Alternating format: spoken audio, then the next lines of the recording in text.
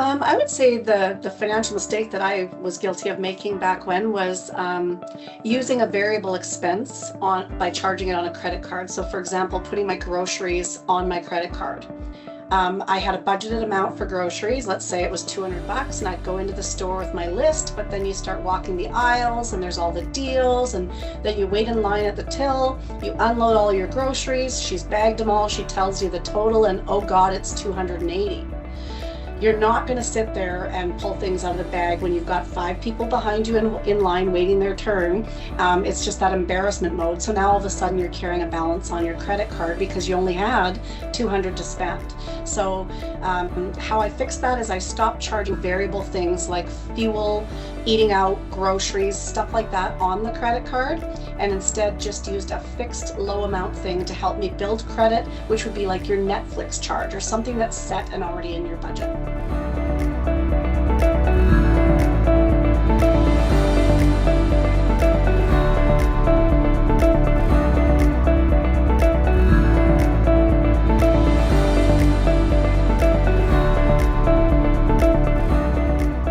Hello everyone, my name is Minraj and I'm the Curriculum and Resource Coordinator with Money Mentors. The theme for Financial Literacy Month is Talk Money. To support this theme, the humans of Money Mentors are creating videos to discuss some tips and tricks to save money. And I'll get everyone here to introduce themselves, starting with Tim. Hi everyone, I'm Tim. I am the Director for Financial Education for Money Mentors. I'm new here. I've only been here a few months, but I have an extensive background in the financial sector and in education. Crystal, did you want to go next? Yeah, for sure. So yes, my name is Crystal, and I am a financial counselor here at Money Mentors. I'm newer to this field of work, but I've been passionate about this type of work personally for many, many years. What about you, Kim? I am a old timer considered at Money Mentors. I've been here for 11 years. I did about 8 years with education, and now I work in client services for the past 3 years. How about you, Eve? I've been a counselor here at Money Mentors for over 6 years, and previous to that, I worked in the bankruptcy and insolvency industry, as well as I have a financial background. And how about Sharon? Hi, I am fairly new to Money Mentors, and I am part of the great new pilot program, Fresh, which we help entrepreneurs, solopreneurs, gig drivers, and tradespeople get their fresh perspective back on track with their money. Fantastic. Today we're talking about money hacks. These are fun tips and tricks to save money. So to start this off, I'm going to get everybody to be a little bit vulnerable here. So would you like to share what money mistakes have you made? And Tim, would you like to go first? Yeah, I was going to say I'll get the ball started here. And I think the biggest money mistake I made in terms of dollars and cents at any rate was not doing proper research. When I was a 20-something, which wasn't that long ago, I bought a car because it looked really hot. And that's a mistake that a lot of people make. They want to get the hot looking car. And I didn't do the research on it. I just knew it looked good. And it did look really good. Within the first few months, I was having all sorts of problems with it. And then I did my research, and I found out that the nickname for the car was Shake, Rattle, and Roll. And that's because it had a tendency to lose bolts and parts would fall off. It was a terrible car. It looked good, but it was a terrible car. And I paid an extensive price for that simply because I didn't do the proper research. So I think it's really important to get your research in when doing a major purchase. And Crystal, do you want to give us your vulnerable moment, your mistake? Oh, for sure. So for me, it was the biggest mistake was not controlling my online spending. Long story short, I was born and raised in a really small community. Once I got access to online shopping, I kind of went crazy. I didn't know that you could get cut off from PayPal. Turns out you can if you spend too much within a condensed amount of time. So once PayPal blocked me and said, hey, you can't spend any more money or shop online for a couple months here because you've hit your cap, that kind of caused me to take a step back and go, whoa, how much am I spending? Why am I spending like crazy? And just kind of breaking some of those habits down and digging a little bit deeper into the psychology behind these money spending behaviors. So that's kind of my biggest, I guess, issue there that I was able to correct over time, thankfully. But yeah, what about you, Kim? That's a really good learning lesson, Crystal. I appreciate that. For myself, I started saving for my retirement when I went into the workforce, 18, 19 years old. And I had my first child at, a later age. And at that time, I stopped putting into my RRSPs and I put all of the funds towards her RESPs, which was a huge mistake for us financially because we took away from our retirement for her instead of balancing out. So we had to take a step back and kind of play catch up. So remember to invest in yourself and invest in your children. You can do both. And Eve, how about you? The financial mistake that I was guilty of making back when was using a variable expense by charging it on a credit card. So for example, putting my groceries on my credit card. I had a budgeted amount for groceries. Let's say it was $200 and I'd go into the store with my list, but then you start walking the aisles and there's all the deals and then you wait in line at the till, you unload all your groceries. She's bagged them all. She tells you the total and oh God, it's 280. You're not going to sit there and pull things out of the bag when you've got 5 people behind you in line waiting their turn. It's just that embarrassment mode. So now all of a sudden you're carrying a balance on your credit card because you only had 200 to spend. So how I fixed that is I stopped charging variable things like fuel, eating out, groceries, stuff like that on the credit card, and instead just used a fixed low amount thing to help me build credit, which would be like your Netflix charge or something that's set and already in your budget. And how about Sharon? Well, thanks for that, Eve. So I would say that my top money hack tip would be geared more to solopreneurs, businesses, sole proprietors, is making sure that you open separate accounts for business and for personal. The other thing I would suggest is save 5 to 15% of anything that you're earning for GST, even if you're not registered yet, because there will come a point where you do get registered, hopefully, as you grow your business. And I learned this by making the ultimate mistake as a solopreneur when I was young. And I didn't open a business bank account. And when it came to tax time, it took me a very long time to get that rectified. So that's my top money hack tip from my mistakes. Thank you, everyone, for being so open and honest, especially about your mistakes.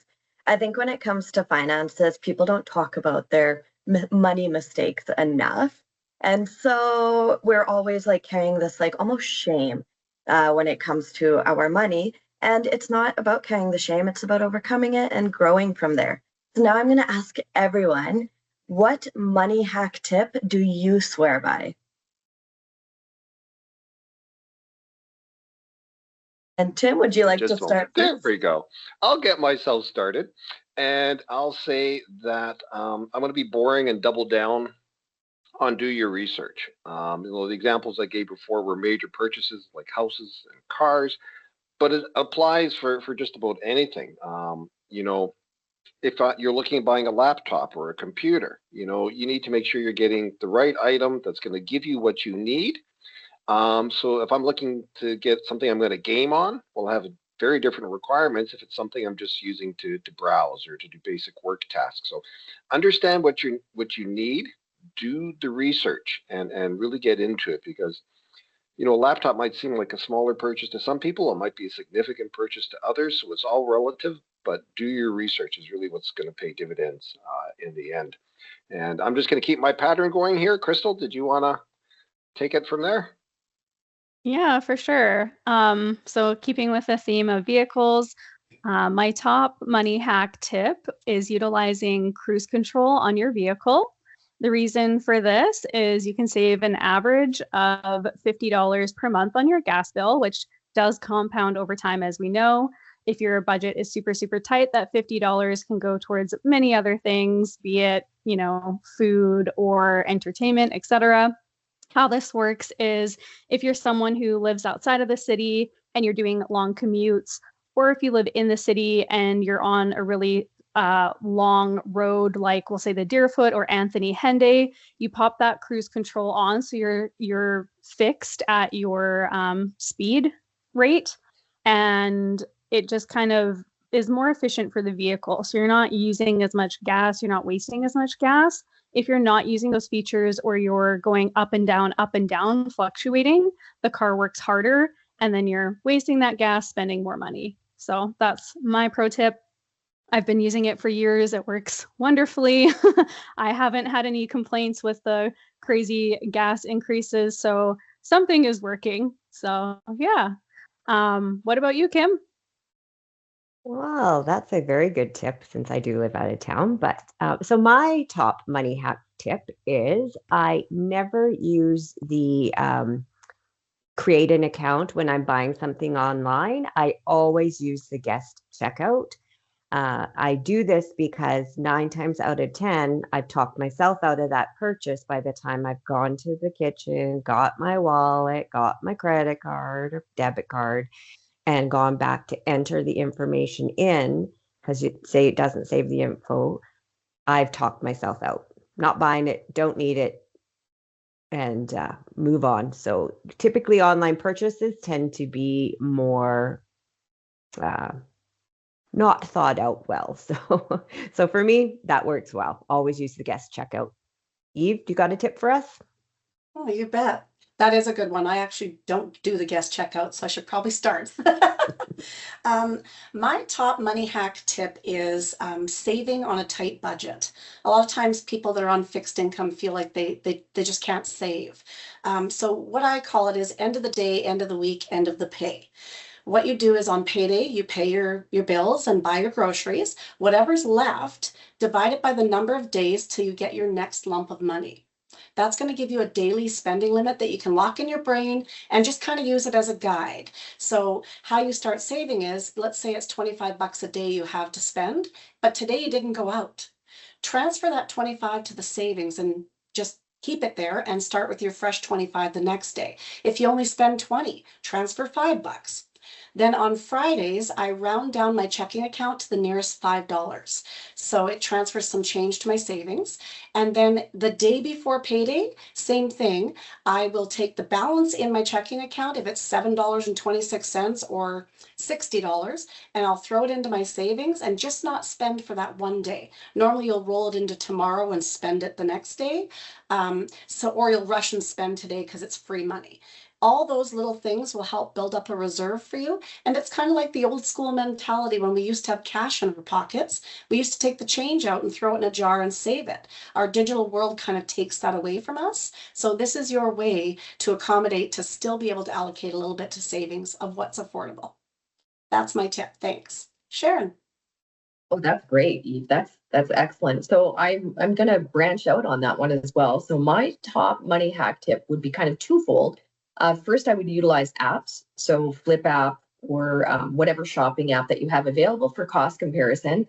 And I would also take that into bank accounts as well. So I'd go onto finder.com and I'd go NerdWallet Canada, see what what the current rates are for bank accounts, if there's any incentives.